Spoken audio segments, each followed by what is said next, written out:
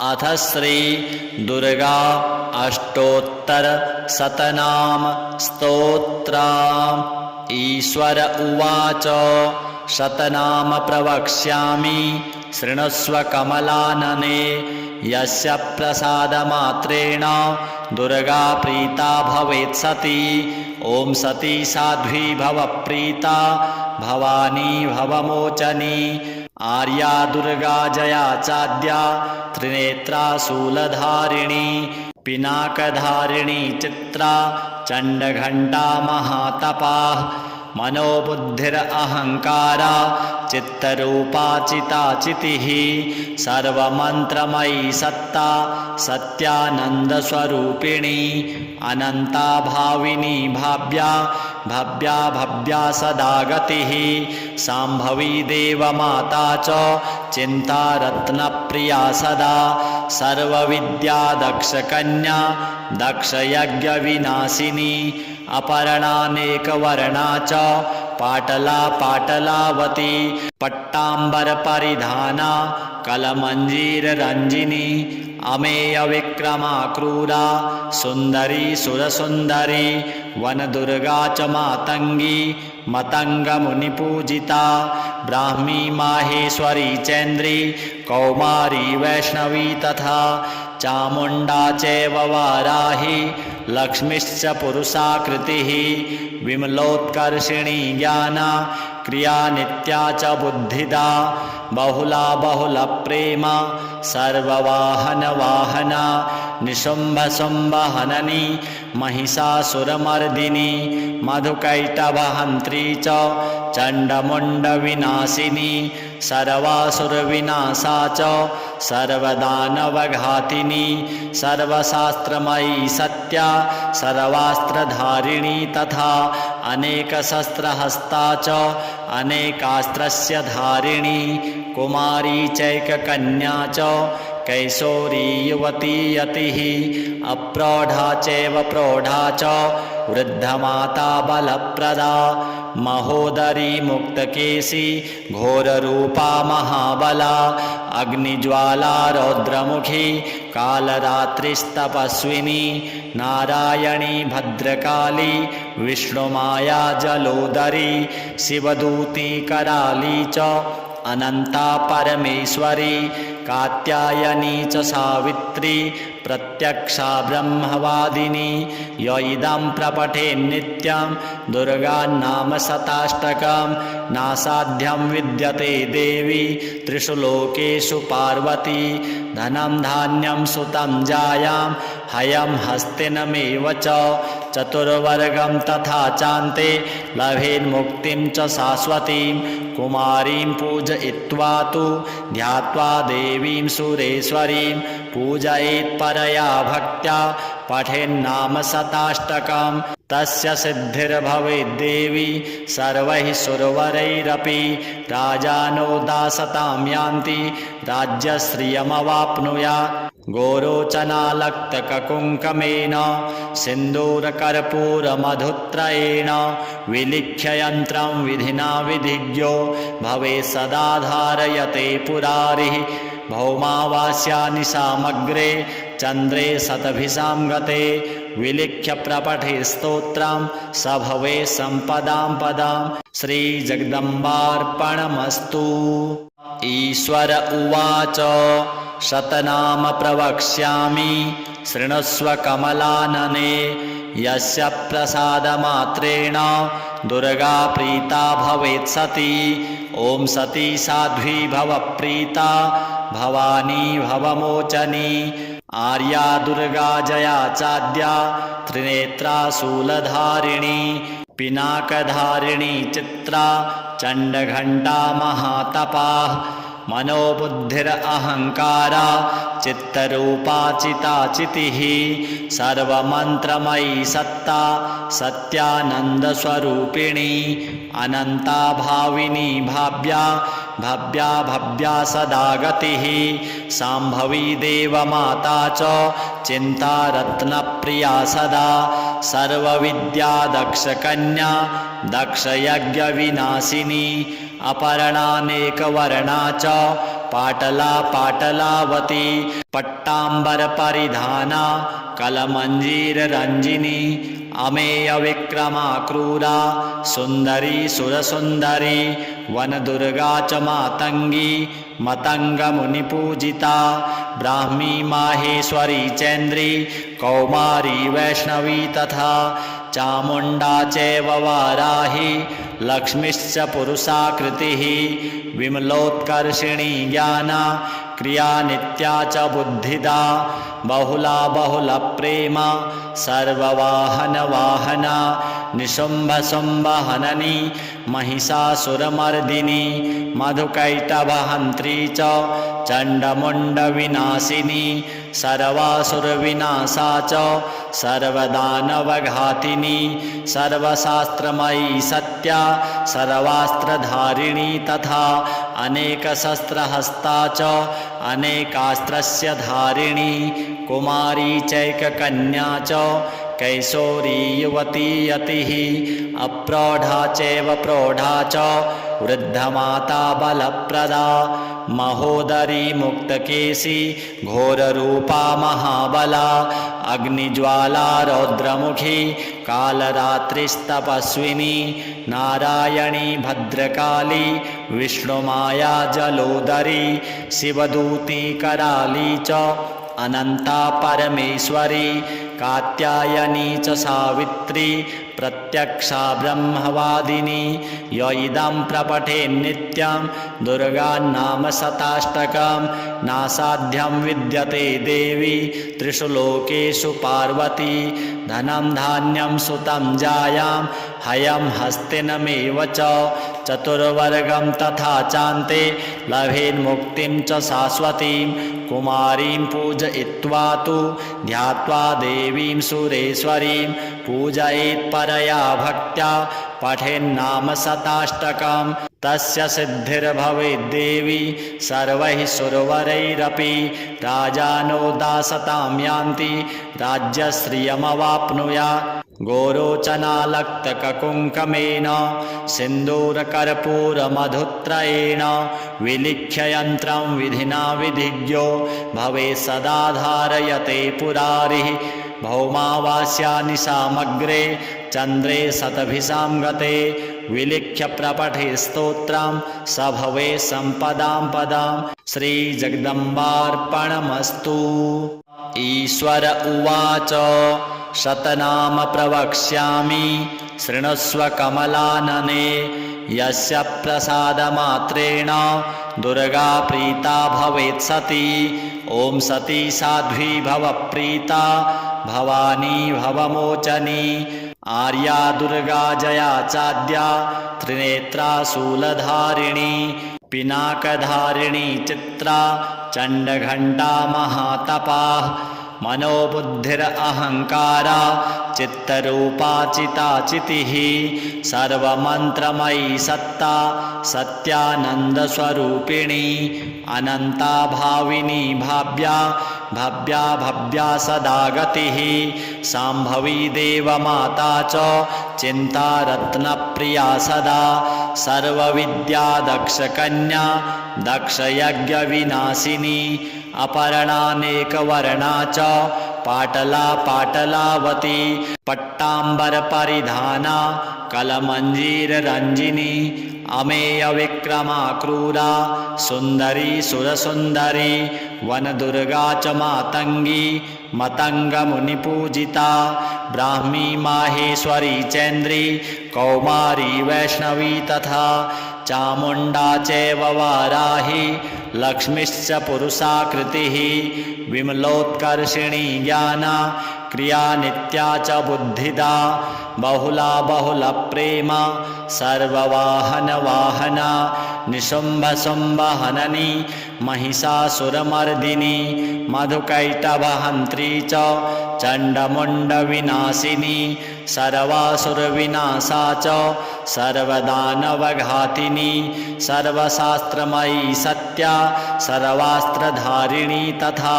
अनेकशस्त्रहस्ता च अनेकास्त्रस्य धारिणी कुमारी चैककन्या च कैशोरी युवती यतिः अप्रौढा चैव प्रौढा च वृद्धमाता बलप्रदा महोदरी मुक्तकेशी घोररूपा महाबला अग्निज्वाला रौद्रमुखी कालरात्रिस्तपस्विनी नारायणी भद्रकाली विष्णुमाया जलोदरी शिवदूती कराली च अनंता परमेश्वरी कात्यायनी च सावित्री प्रत्यक्षा ब्रह्मवादिनी य इदं प्रपठेन् नित्यं दुर्गानाम शताष्टकं नासाध्यं विद्यते देवी त्रिषु लोकेषु पार्वती धनं धान्यं सुतं जायां हयं हस्तिनमेव च चतुर्वर्गं तथा चान्ते लभेन्मुक्तिं च शाश्वतीं कुमारीं पूजयित्वा तु ध्यात्वा देवीं सुरेश्वरीं पूजयेत् परया भक्त्या पठेन्नाम शताष्टकं तस्य सिद्धिर्भवेद्देवी सर्वैः सुरवरैरपि राजानो दासतां यान्ति राज्यश्रियमवाप्नुयात् गोरोचनालक्तककुङ्कमेन सिन्दूरकर्पूरमधुत्रयेण विलिख्य यन्त्रं विधिना विधिज्ञो भवेत् सदा धारयते पुरारिः भौमावास्यानि सामग्रे चन्द्रे शतभिषां गते विलिख्य प्रपठे स्तोत्रं स भवे सम्पदां पदां श्रीजगदम्बार्पणमस्तु। ईश्वर उवाच शतनाम प्रवक्ष्यामि शृणुष्व कमलानने यस्य प्रसादमात्रेण दुर्गा प्रीता भवेत् सती ॐ सती साध्वी भव प्रीता भवानी भवमोचनी आर्या दुर्गा जया चाद्या त्रिनेत्रा शूलधारिणी पिनाकधारिणी चित्रा चण्डघण्टा महातपाः मनोबुद्धिरहंकारा चित्तरूपा चिताचितिः सर्वमन्त्रमयी सत्ता सत्यानन्दस्वरूपिणी अनन्ता भाविनी भाव्या भव्या भव्या सदा गतिः शाम्भवी देवमाता च चिन्ता रत्नप्रिया सदा सर्वविद्या दक्षकन्या दक्षयज्ञविनाशिनी अपर्णानेकवर्णा च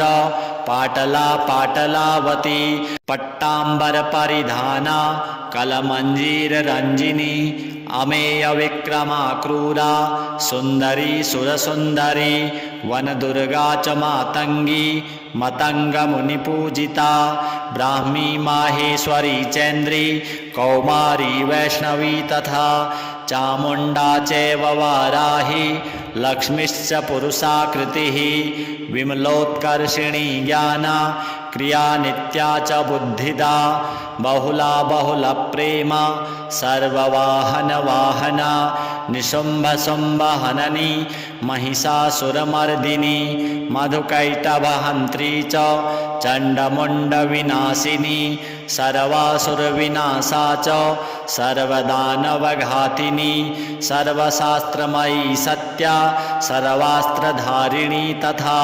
अनेकशस्त्रहस्ता च अनेकास्त्रस्य धारिणी कुमारी चैककन्या च कैशोरी युवती यतिः अप्रौढा चैव प्रौढा च वृद्धमाता बलप्रदा महोदरी मुक्तकेशी घोररूपा महाबला अग्निज्वाला रौद्रमुखी कालरात्रिस्तपस्विनी नारायणी भद्रकाली विष्णुमाया जलोदरी शिवदूती कराली च अनंता परमेश्वरी कात्यायनी च सावित्री प्रत्यक्षा ब्रह्मवादिनी य इदं प्रपठेन् नित्यं दुर्गानाम शताष्टकं नासाध्यं विद्यते देवी त्रिषु लोकेषु पार्वती धनं धान्यं सुतं जायां हयं हस्तिनमेव च चतुर्वर्गं तथा चान्ते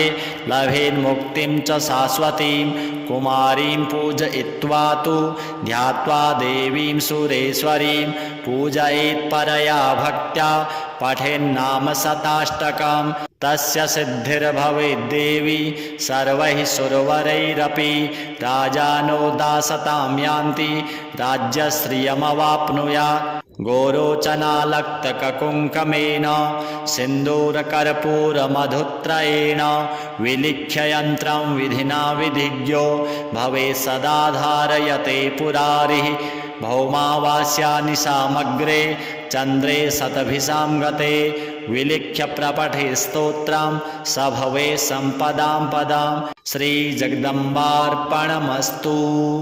ईश्वर उवाच शतनाम प्रवक्ष्यामि शृणुष्व कमलानने यस्य प्रसादमात्रेण दुर्गा प्रीता भवेत् सती। ॐ सती साध्वी भव प्रीता भवानी भवमोचनी आर्या दुर्गा जया चाद्या त्रिनेत्रा शूलधारिणी पिनाकधारिणी चित्रा चण्डघण्टा महातपाः मनोबुद्धिरहङ्कारा चित्तरूपा चिताचितिः सर्वमन्त्रमयी सत्ता सत्यानन्दस्वरूपिणी अनन्ता भाविनी भाव्या भव्या भव्या सदा गतिः शाम्भवी देवमाता च चिन्ता रत्नप्रिया सदा सर्वविद्या दक्षकन्या दक्षयज्ञविनाशिनी अपर्णानेकवर्णा च पाटला पाटलावती पट्टाम्बरपरिधाना कलमञ्जीररञ्जिनी अमेयविक्रमा क्रूरा सुन्दरी सुरसुन्दरी वनदुर्गा च मातङ्गी मतङ्गमुनिपूजिता ब्राह्मी माहेश्वरी चैन्द्री कौमारी वैष्णवी तथा चामुण्डा चैव वाराही लक्ष्मीश्च पुरुषाकृतिः विमलोत्कर्षिणी ज्ञाना क्रिया नित्या च बुद्धिदा बहुला बहुलप्रेमा सर्ववाहनवाहना निशुम्भशुम्भहननी महिषासुरमर्दिनी मधुकैटभहन्त्री च चण्डमुण्डविनाशिनी सर्वासुरविनाशा च सर्वदानवघातिनी सर्वशास्त्रमयी सत्या सर्वास्त्रधारिणी तथा अनेकशस्त्रहस्ता च अनेकास्त्रस्य धारिणी कुमारी चैककन्या च कैशोरी युवती यतिः अप्रौढा चैव प्रौढा च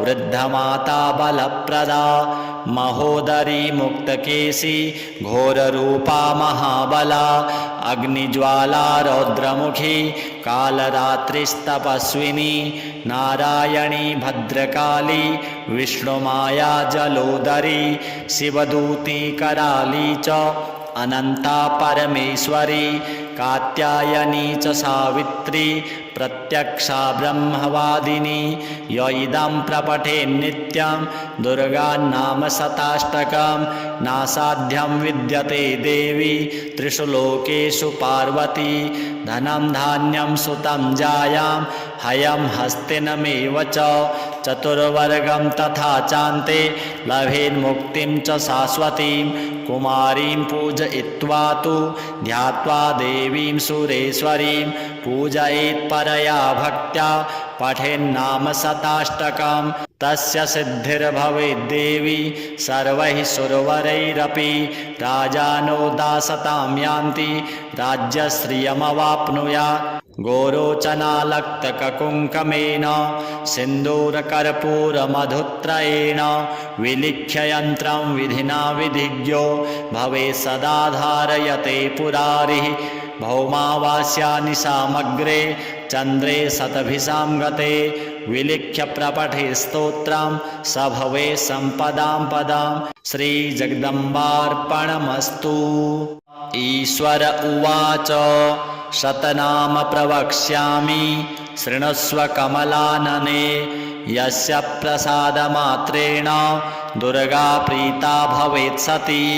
ॐ सती साध्वी भव प्रीता भवानी भवमोचनी आर्या दुर्गा जया चाद्या त्रिनेत्रा शूलधारिणी पिनाकधारिणी चित्रा चण्डघण्टा महातपाः मनोबुद्धिरहङ्कारा चित्तरूपा चिताचितिः सर्वमन्त्रमयी सत्ता सत्यानन्दस्वरूपिणी अनन्ता भाविनी भाव्या भव्या भव्या सदा गतिः शाम्भवी देवमाता च चिन्तारत्नप्रिया सदा सर्वविद्या दक्षकन्या दक्षयज्ञविनाशिनी अपरणानेकवर्णा च पाटला पाटलावती पट्टाम्बरपरिधाना कलमञ्जीररञ्जिनी अमेयविक्रमा क्रूरा सुन्दरी सुरसुन्दरी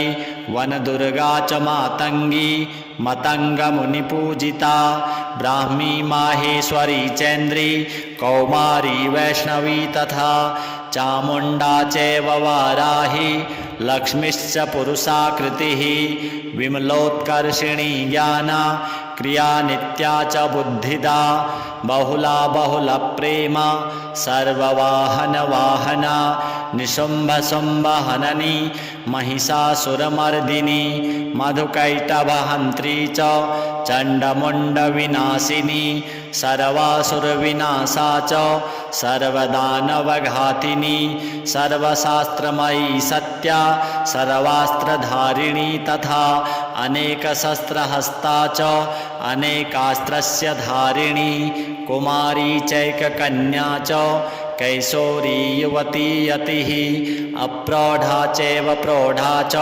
वृद्धमाता बलप्रदा महोदरी मुक्तकेशी घोररूपा महाबला अग्निज्वाला रौद्रमुखी कालरात्रिस्तपस्विनी नारायणी भद्रकाली विष्णुमाया जलोदरी शिवदूती कराली च अनंता परमेश्वरी कात्यायनी च सावित्री प्रत्यक्षा ब्रह्मवादिनी य इदं प्रपठेन् नित्यं दुर्गानाम शताष्टकं नासाध्यं विद्यते देवी त्रिषु लोकेषु पार्वती धनं धान्यं सुतं जायां हयं हस्तिनमेव च चतुर्वर्गं तथा चान्ते लभेन्मुक्तिं च शाश्वतीं कुमारीं पूजयित्वा तु ध्यात्वा देवीं सुरेश्वरीं पूजयेत् परया भक्त्या पठेन्नाम शताष्टकं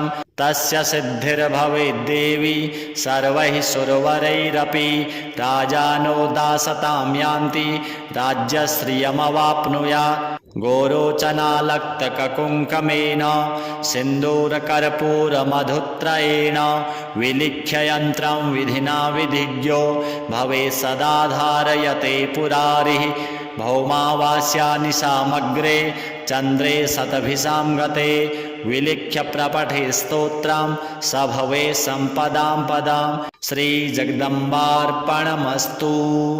ईश्वर उवाच शतनाम प्रवक्ष्यामि शृणुष्व कमलानने यस्य प्रसादमात्रेण दुर्गा प्रीता भवेत् सती ॐ सती साध्वी भवप्रीता भवानी भवमोचनी आर्या दुर्गा जया चाद्या त्रिनेत्रा शूलधारिणी पिनाकधारिणी चित्रा चण्डघण्टा महातपा मनोबुद्धिरहङ्कारा चित्तरूपा चिताचितिः सर्वमन्त्रमयी सत्ता सत्यानन्दस्वरूपिणी अनन्ता भाविनी भाव्या भव्या भव्या सदा गतिः शाम्भवी देवमाता च चिन्तारत्नप्रिया सदा सर्वविद्या दक्षकन्या दक्षयज्ञविनाशिनी अपरणानेकवर्णा च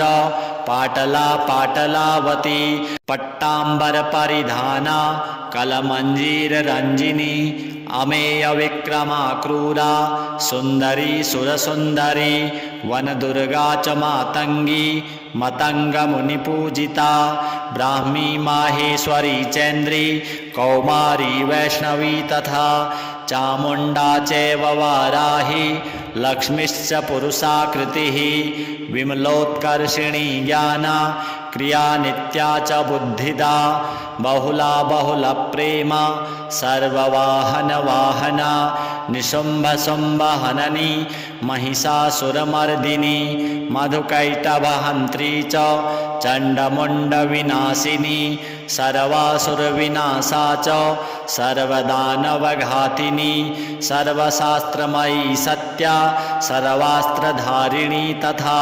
अनेकशस्त्रहस्ता च अनेकास्त्रस्य धारिणी कुमारी चैककन्या च कैशोरी युवती यतिः अप्रौढा चैव प्रौढा च वृद्धमाता बलप्रदा महोदरी मुक्तकेशी घोररूपा महाबला अग्निज्वाला रौद्रमुखी कालरात्रिस्तपस्विनी नारायणी भद्रकाली विष्णुमाया जलोदरी शिवदूती कराली च अनंता परमेश्वरी कात्यायनी च सावित्री प्रत्यक्षा ब्रह्मवादिनी य इदं प्रपठेन्नित्यं दुर्गानाम शताष्टकं नासाध्यं विद्यते देवी त्रिषु लोकेषु पार्वती धनं धान्यं सुतं जायां हयं हस्तिनमेव च चतुर्वर्गं तथा चान्ते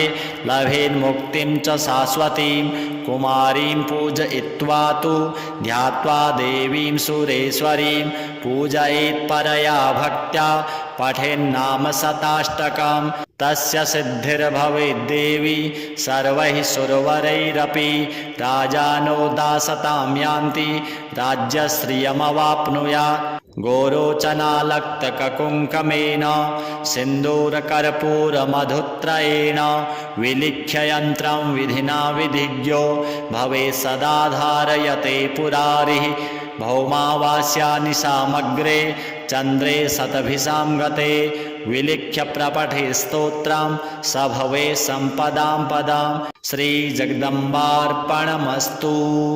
ईश्वर उवाच शतनाम प्रवक्ष्यामि शृणुष्व कमलानने यस्य प्रसादमात्रेण दुर्गा प्रीता भवेत् सती ॐ सती साध्वी भवप्रीता भवानी भवमोचनी आर्या दुर्गा जया चाद्या त्रिनेत्रा शूलधारिणी पिनाकधारिणी चित्रा चण्डघण्टा महातपाः मनोबुद्धिरहंकारा चित्तरूपा चिताचितिः सर्वमन्त्रमयी सत्ता सत्यानन्दस्वरूपिणी अनन्ता भाविनी भाव्या भव्या भव्या सदा गतिः शाम्भवी देवमाता च चिन्तारत्नप्रिया सदा सर्वविद्या दक्षकन्या दक्षयज्ञविनाशिनी अपर्णानेकवर्णा च पाटला पाटलावती पट्टाम्बरपरिधाना कलमञ्जीररञ्जिनी अमेयविक्रमा क्रूरा सुन्दरी सुरसुन्दरी वनदुर्गा च मातङ्गी मतङ्गमुनिपूजिता ब्राह्मी माहेश्वरी चैन्द्री कौमारी वैष्णवी तथा चामुण्डा चैव वाराही लक्ष्मीश्च पुरुषाकृतिः विमलोत्कर्षिणी ज्ञाना क्रिया नित्या च बुद्धिदा बहुला बहुलप्रेमा सर्ववाहनवाहना निशुम्भशुम्भहननी महिषासुरमर्दिनी मधुकैटभहन्त्री च चण्डमुण्डविनाशिनी सर्वासुरविनाशा च सर्वदानवघातिनी सर्वशास्त्रमयी सत्या सर्वास्त्रधारिणी तथा अनेकशस्त्रहस्ता च अनेकास्त्रस्य धारिणी कुमारी चैककन्या च कैशोरी युवती यतिः अप्रौढा चैव प्रौढा च वृद्धमाता बलप्रदा महोदरी मुक्तकेशी घोररूपा महाबला अग्निज्वाला रौद्रमुखी कालरात्रिस्तपस्विनी नारायणी भद्रकाली विष्णुमाया जलोदरी शिवदूती कराली च अनंता परमेश्वरी कात्यायनी च सावित्री प्रत्यक्षा ब्रह्मवादिनी य इदं प्रपठेन्नित्यं दुर्गान्नाम शताष्टकं नासाध्यं विद्यते देवी त्रिषु लोकेषु पार्वती धनं धान्यं सुतं जायां हयं हस्तिनमेव च चतुर्वर्गं तथा चान्ते